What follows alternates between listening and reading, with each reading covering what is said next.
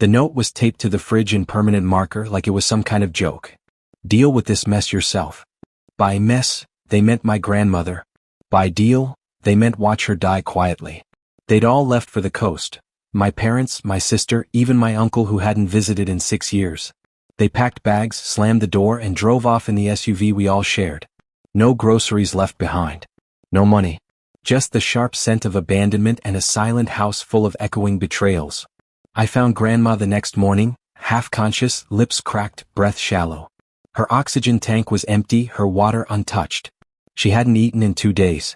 The only thing louder than her silence was the sound of my own guilt, building in my chest like a scream I couldn't let out. I ran to the kitchen, phone in hand, dialing 911. But then, her hand moved. Ice-cold fingers gripped my wrist with a strength that didn't match her condition.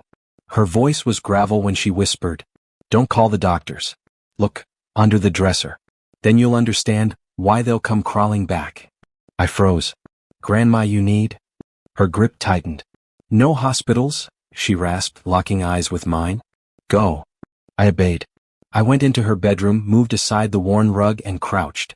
My heart was hammering. I reached under the dresser, and my hand landed on a sealed metal box, ice cold. I pulled it out slowly. Inside was something that made my breath catch, and made me realize my family had made the worst mistake of their lives.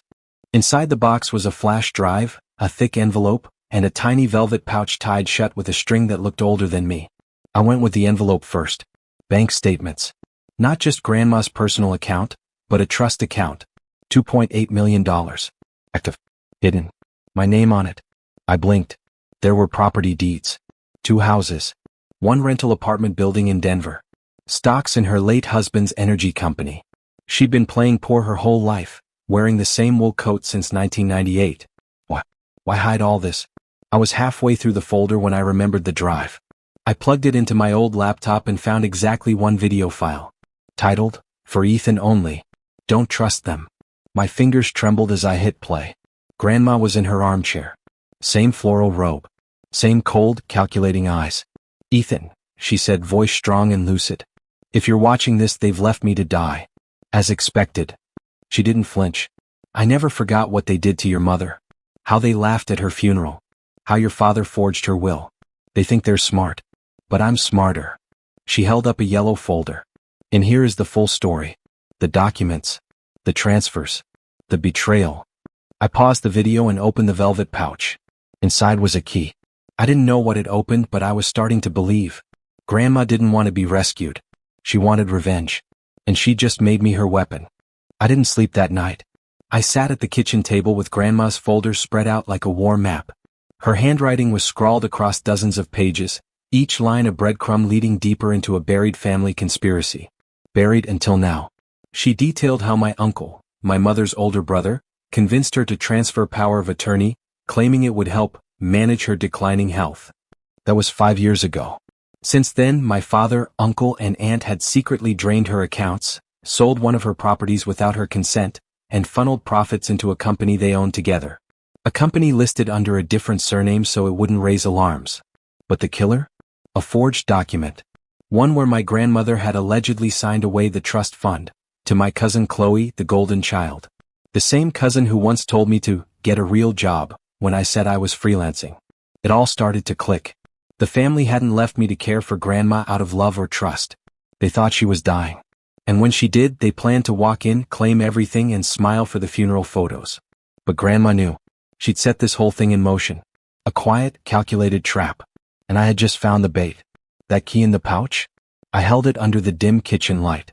Grandma had scribbled 2 words on the tag tied to it. Boathouse. Bottom drawer. I hadn't been out there in years. But I knew exactly what drawer she meant. And if it held what I thought it did, the family was about to fall apart. The boathouse creaked like it had a secret to tell. I hadn't been here since I was 16, when Grandpa taught me to fish off the dock and told me, never trust a man who smiles when he lies. I opened the door slowly. Dust particles danced in the late morning sunbeams, and the air smelled like old cedar and lake water. Bottom drawer. I crossed to the wooden dresser in the corner, one drawer stained darker than the rest. The same one Grandma had always warned kids not to open. "That drawer bites," she'd say. Guess that was her way of saying, "Not yet." The key slid in perfectly. Click. Inside was a thick, leather-bound ledger. Handwritten. With tabs. Names.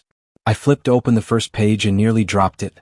It was a record of every unauthorized withdrawal made from Grandma's estate.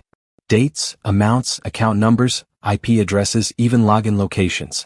It wasn't just notes, it was forensic-level evidence. And Grandma had signed each page with a notary seal. This was a kill switch. I turned the next page, photos. My aunt signing a document she claimed she never saw. My cousin Chloe at a bank window depositing funds labeled, Trust Dispersal. And then, the last envelope. It was sealed, addressed to Attorney General's Office. Confidential elder abuse and financial exploitation case. I sat back. Grandma had spent 5 years gathering this. Waiting. Planning. This wasn't just a trap. It was a legal execution. And I was holding the blade.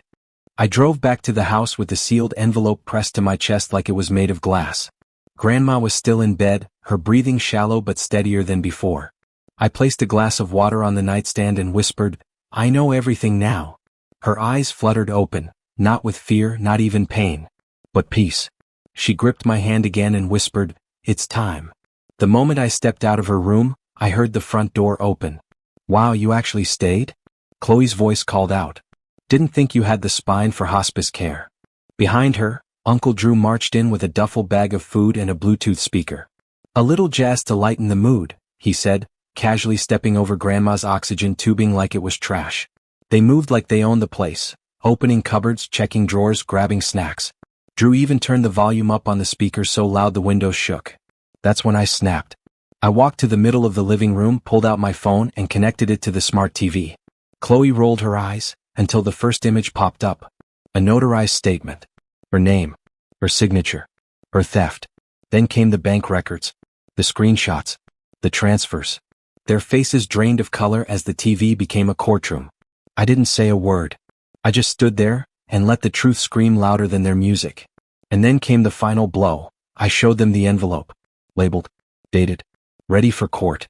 You wouldn't dare, Chloe hissed, stepping forward like she could snatch the envelope from my hand. I didn't move. Behind her, Uncle Drew fumbled to pause the speaker, suddenly all nerves.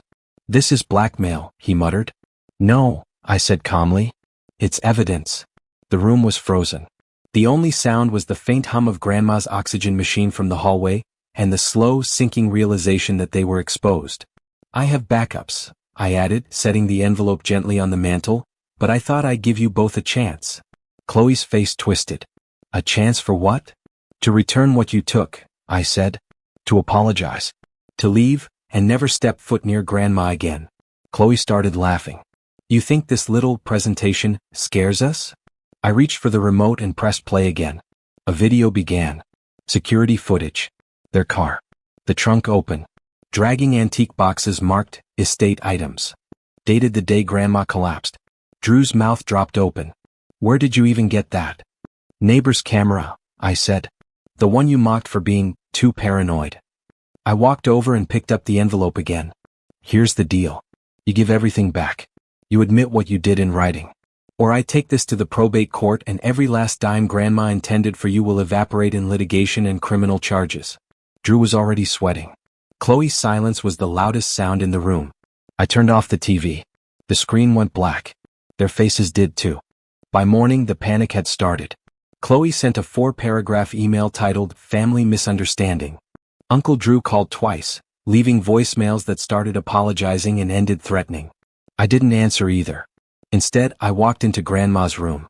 She was sitting up. Alert. Did they see the video? She asked, her voice still raspy. I nodded. And? They know you're not helpless anymore. She smiled faintly. Good. What she said next stayed with me. They treated me like I was furniture. But a chair doesn't leave a will. That afternoon, I drove to the county office.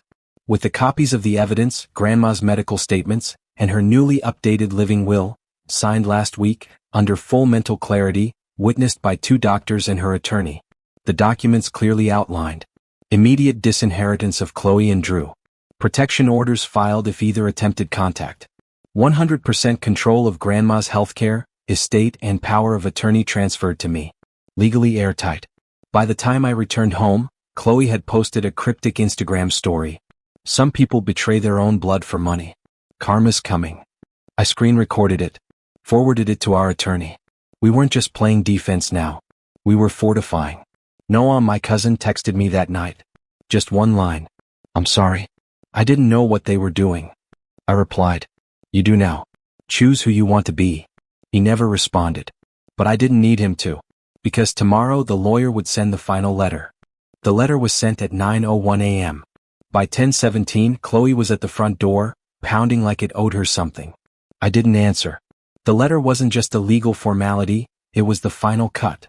It notified Chloe and Uncle Drew that they were officially removed from all estate benefits, prohibited from contacting Grandma, and under investigation for elder abuse and financial coercion. The house. Off limits. The accounts. Locked. The inheritance. Gone. All gone. They called Grandma a burden. A liability. Now they understood who held the real power. Grandma, fragile but fierce, stood beside me at the living room window, watching Chloe's car reverse off the gravel like a bat out of hell. She exhaled slowly, like her lungs were finally expanding after years of being compressed. Think she'll come back? I asked. She smiled. Not without a lawyer. We both laughed. That night I sat on the porch staring at the sky. It was finally quiet.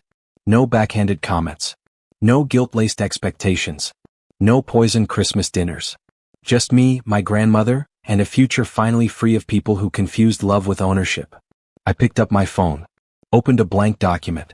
Title: The last gift I gave my family was the one they never saw coming. It was time to write everything down.